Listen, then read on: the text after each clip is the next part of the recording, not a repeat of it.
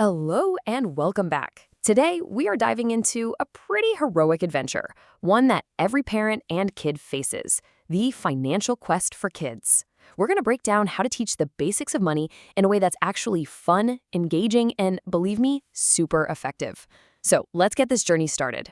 So here's the big question, right? It's something so many of us struggle with. Money feels like this giant, abstract thing. How in the world do you make it real and tangible for a little kid? Well, that's the exact challenge we're going to tackle today by walking through a method that turns this whole complex topic into a really exciting quest.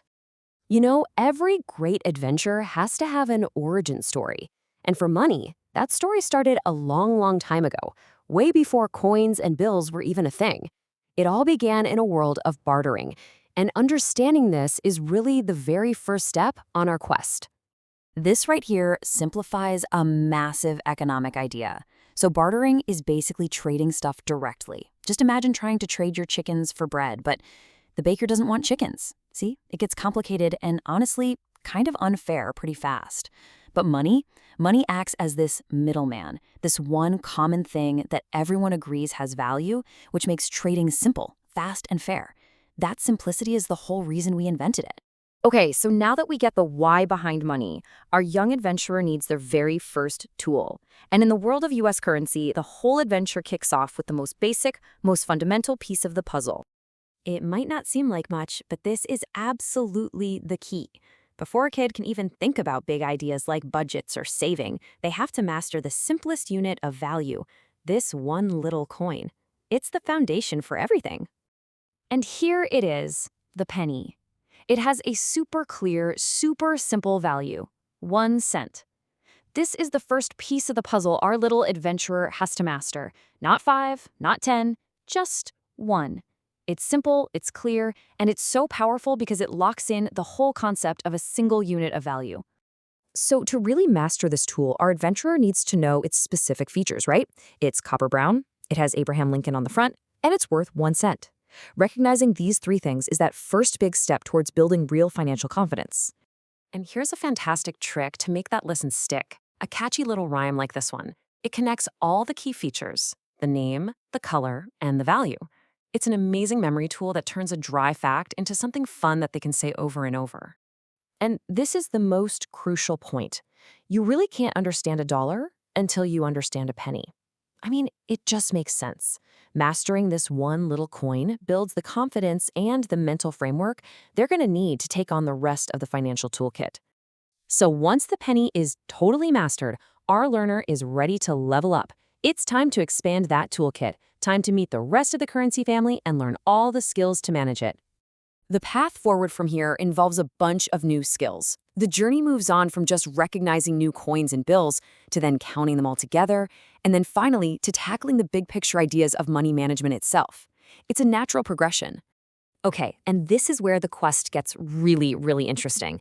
It's not just about identifying money anymore. Now it's about learning how to use it wisely. This is the part of the adventure where our hero learns the true power of making smart choices. All right, first up is a need. The definition is about as simple and direct as it gets. These are the things you absolutely must have to survive. We're talking food, water, a safe place to live. It's a non-negotiable category, and getting this is fundamental to any kind of budgeting. And then you have its counterpart, a want. This is pretty much everything else: all the fun stuff, the extras. Now, it's not that wants are bad, not at all. But the key skill here is learning to tell the difference between what you want and what you truly need. This is a kid's very first lesson in prioritization. The difference becomes crystal clear when you see examples side by side like this. Essentials like food and water, those are needs. Desires like video games and candy, those are wants. When kids really start to get this difference, that's when they begin to think critically about spending. It's the beginning of understanding delayed gratification. And here it is, the secret weapon that helps our hero manage both: saving.